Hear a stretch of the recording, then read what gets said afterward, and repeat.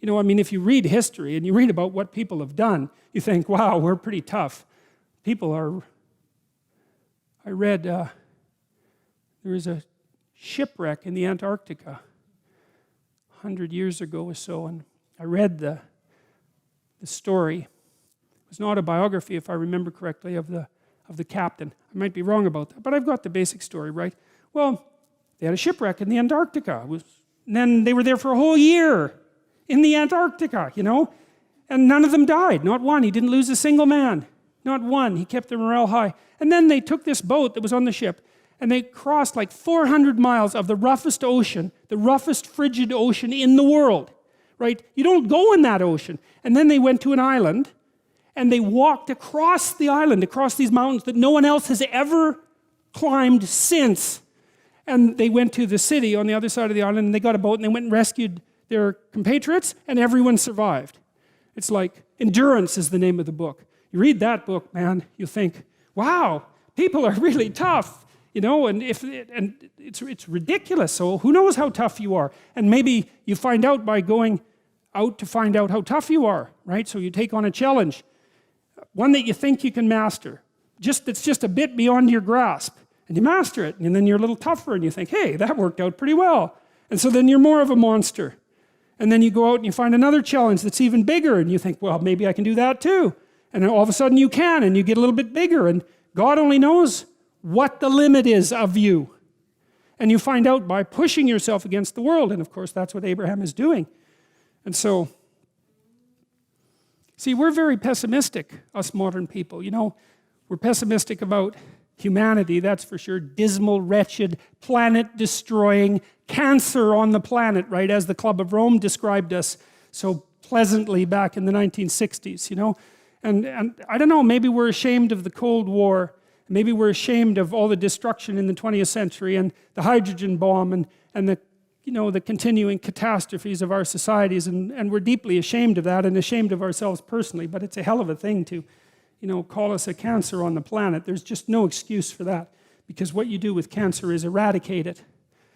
And I don't think that that's a very noble motive, personally.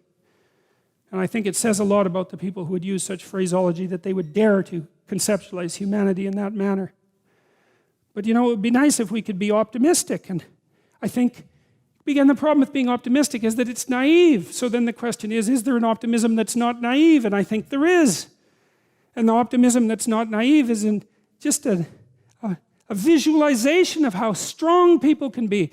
So one of the things that I tell people, I've told my students in my class, in Maps of Meaning, here's a goal. You want to be the person at the funeral of your father that everyone can rely on. How would that be? You want to be the person who's broken and useless and adding to the misery in the corner. And look, I'm not making light of people's grief. You know, I understand grief. But who do you want to be when there's a crisis? Right? Do you want to be the person that everyone can turn to for strength? It's like, why the hell not? Why not that as a goal? That'd be a good goal, because then if there's a crisis, and there will be, it won't be such a bloody crisis, because there'll be someone there that can deal with it.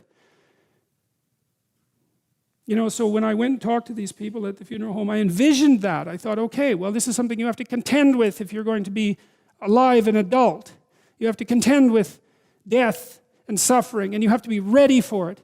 And you have to be there for the person, because that's all they're going to have. And so there's a goal, man. And in this time of nihilism, you know, it's what's the point of life? People ask, and they're taught that at universities. What's the point of life? Everything's interpretation. Humanity's a cancer on the planet. You know? Well, how about no? How about not that? How about that there's something to us?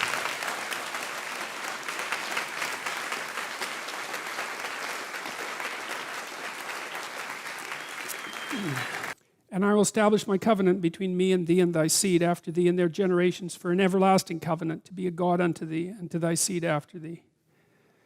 And I will give unto thee and to thy seed after thee the land wherein thou art a stranger. All of the land of Canaan, because of course Abraham went out into the land of strangers, right? But it says that he'll master, if he keeps his covenant, he'll master the land of strangers. That's a wonderful thing to know. and I think a true thing. You know, because if you're dealing with strangers, I've dealt with lots of strange people in my life. Well, I'm a clinical psychologist, and that isn't to say that everyone that I've dealt with was strange, because that's not the case. But I have encountered some very strange people, and you know, the way to deal with strange people is you never lie to a strange person. That's the thing, especially if they're paranoid. You never lie to someone who's paranoid. It will come back to bite you. And if you're in an extreme situation with someone who's very unpredictable, the only thing you have that works is the truth. That works. I'll tell you a little story. This is in my book. So I had this landlord in Montreal. He lived next door to me, and he was an ex-Hells Angels biker. He'd spent a lot of time in prison, and his wife had borderline personality disorder, and she committed suicide when I lived there. And he was a rough guy, and he was a Quebecois. He spoke Joual, which I could hardly understand. And he didn't really know what to make of me, and I didn't really know what to make of him. But we got along, you know, and I was very careful talking to him, as you might imagine.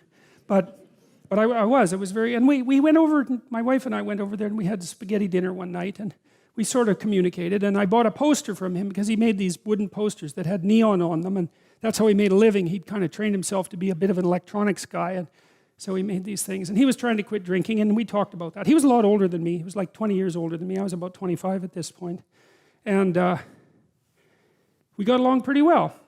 But every now and then he'd go out and drink. And he could really drink, you know, like he was one of these guys who could drink like 60 beer. And you think, well, no one can drink that much, and you're wrong. I studied alcohol for like 10 years. Some of my subjects' fathers drank 40 ounces of vodka a day and had been doing it for 20 years. So you can drink a lot, and he could drink a lot. And what would happen, he was trying to not drink, but he'd go out and go on a binge, and then he'd be gone for like 3 days. And he'd drink up all his money, and then we'd hear him out in the backyard howling at the moon with this little ugly dog he had, you know. And he'd howl, and the dog would howl, and he'd howl, and the dog would howl. And it was rather unsettling and made my wife nervous. And but worse, you know, now and then he'd come to the door at like 3 in the morning, and he'd knock on the door, and he'd be standing there.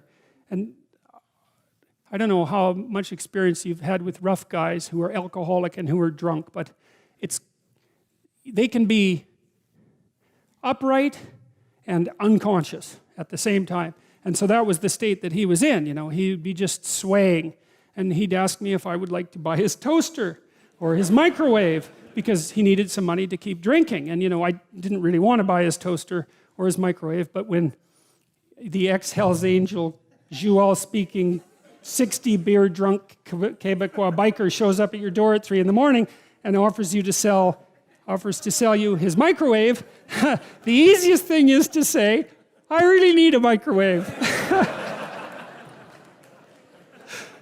So, you know, I bought the microwave and the toaster and some other things. But then my wife talked to me, and she liked my landlord, you know. Even though she was afraid of him, she liked him.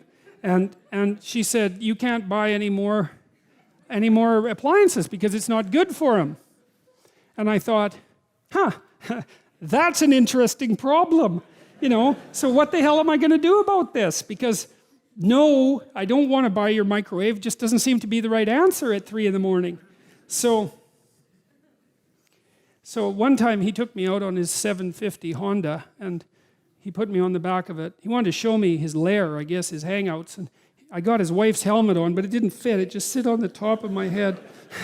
And he said, I got on the bike, and he said, if the cops chase us, we're not stopping. And then away we went, and we went to these bars downtown on Saint Laurent. They were very rough places. And he got into like 4 fights that night because he was a rough guy, you know, and these kind of punk guys would come up to him and sort of challenge him and act stupidly around him, and he was very skeptical. And if you were acting stupidly around him for any length of time, he'd just hit you because he felt that that's what you deserved, and perhaps he was right, you know. So I had first-hand opportunity to observe him. So anyways, sure enough, about week or two after we had this conversation, he showed up at the door. Knock, knock, knock, you know. I opened the door, and he was standing there, you know, with his eyes kind of half closed, and he was swaying. And he had, I don't remember what the appliance was this time, but he wanted to sell it to me. And I said, Paul, I can't buy this. I'm not going to buy this because I know you're trying to quit drinking. And if I give you this money, then you're going to go and drink it up. And it's not going to be good for you. And what else did I tell him? I think I told him as well that this whole thing of him coming to my house at like 2 in the morning was scaring my wife, who he liked, and that it had to stop. And believe me, man, I was thinking about what I was saying. Because he was watching me like a rough guy watches you. And a rough guy watches you like this. He thinks, if you say one thing that indicates contempt, you're going to bloody well pay for it. And so I was finding my words like, you know, I was crossing a swamp and trying to look for the rocks underneath the surface. And I said what I had to say very, very carefully. And he looked at me for about 15 seconds. And that's a long time to be looked at 3 in the morning. And he left. And he never came back to sell me anything again. And we got along fine.